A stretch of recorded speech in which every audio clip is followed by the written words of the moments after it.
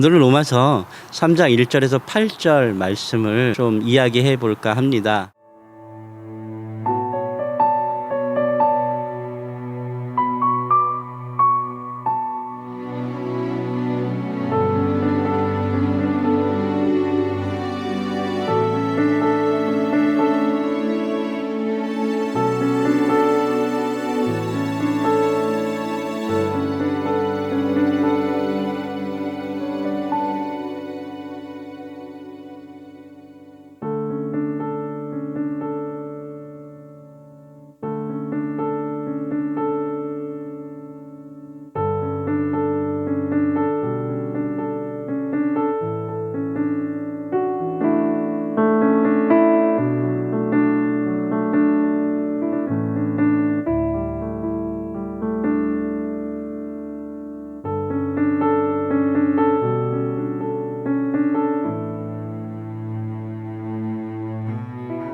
로마서 3장 1절에서 8절 말씀은 제목으로 굳이 하자면 낯선 결정, 소유보다는 소비라고 이야기할 것 같아요.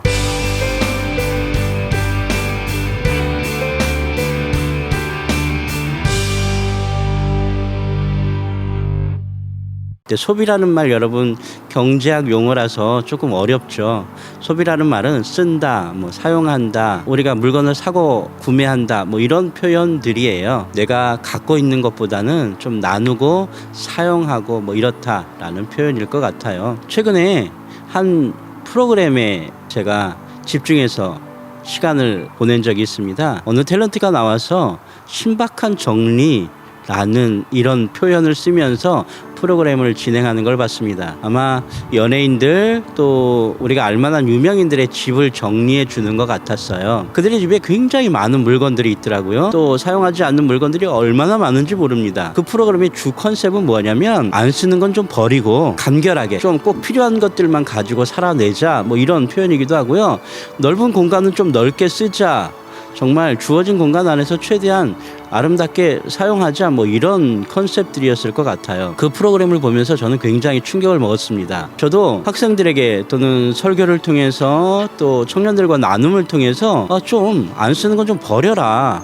그리고 2년 3년 된 물건 중에 내가 한 번도 손에 닿지 않은 물건은 내게 아니다. 그럴 땐 나눠줘라 라고 표현도 합니다. 아니, 심지어 교회에 가서 권사님 장로님들에게도 그런 표현을 합니다. 2년 동안 내가 내 손때가 묻지 않은 물건은 내게 아니고 다른 사람 거다라고 얘기할 정도로 이야기를 합니다. 왜냐하면 오늘 우리에게 주어진 것을 우리가 사용하지 못한다면 그것은 나의 것이 아니기 때문에 그렇습니다.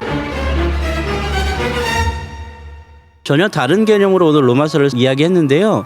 오늘 로마서 3장 1절에서 8절까지의 말씀은 오늘 바울이 유대인들을 향해서 굉장히 심하게 질타하는 그 깊은 이야기가 숨겨져 있습니다. 유대인들은 스스로 선민이라고 생각을 했습니다. 하나님께서 선택받은 백성들이라고 생각했고요. 할례받은 백성으로서 이방인들을 무시해도 된다라는 이런 자만감도 가지고 있었어요. 그런데 생각해 봅시다. 하나님께서 왜 유대인들을 선택하셨겠습니까? 하나님께서 왜 유대인들에게 하나님의 그 귀한 계시의 말씀을 허락해 줬겠습니까? 오늘 그들에게 그걸 준 이유가 뭘까요? 아니, 조금 더 우리에게 조금 접근해서 하나님 우리를 왜 믿게 하셨을까요? 우리를 왜 크리스천 되게 하셨고, 우리를 왜 예수님 제자 되게 하셨고, 우리를 먼저 믿게 하셨을까요?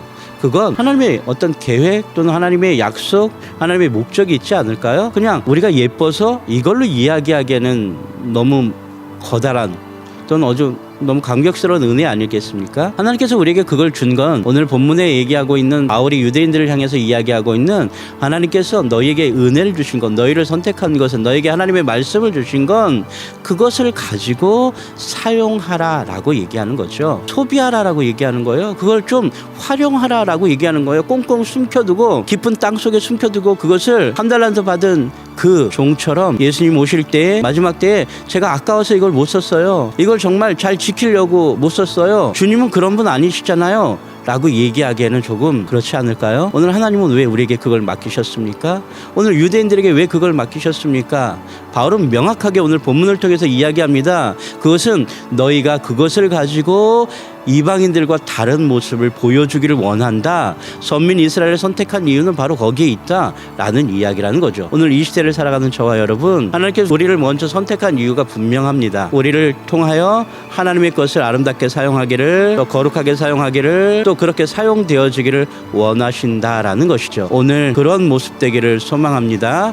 오늘 그렇게 되어지기를 소망합니다. 그래서 정말로 우리가 이 시대를 은혜 가운데 아름답게 사용하고 우리의 것을 비워내며 비움으로 말미암아 더 기쁘고 감격스러운 그런 하루하루가 되기를 소망합니다. 여러분, 요즘은 그런 표현으로 가득하죠. 영끌이라는 말까지 등장하면서 영혼을 끌어모아 집을 사야 된다, 또는 저축해야 된다. 물론 맞습니다. 물론 이 시대를 살아가면서 우리의 삶을 살아내면서 그러한 최소한의 것들을 해내는 것은 맞습니다. 그러나 오늘 우리의 삶 가운데서 우선순위를 좀 바꿔봅시다. 정말 우리는 진정으로 하나님의 것으로 채우려고, 우리의 것을 내려놓고, 우리의 기준을 내려놓고 하나님의 것으로만 채우려고 애쓰고 힘썼던 적이 있는지, 그리고 정말로 하나님께서 우리에게 무엇을 가장 소중하게 주셨는지를 먼저 점검하는 우리가 되기를 좀 생각해 봐야 되지 않을까라는 이야기를 좀 나눕니다.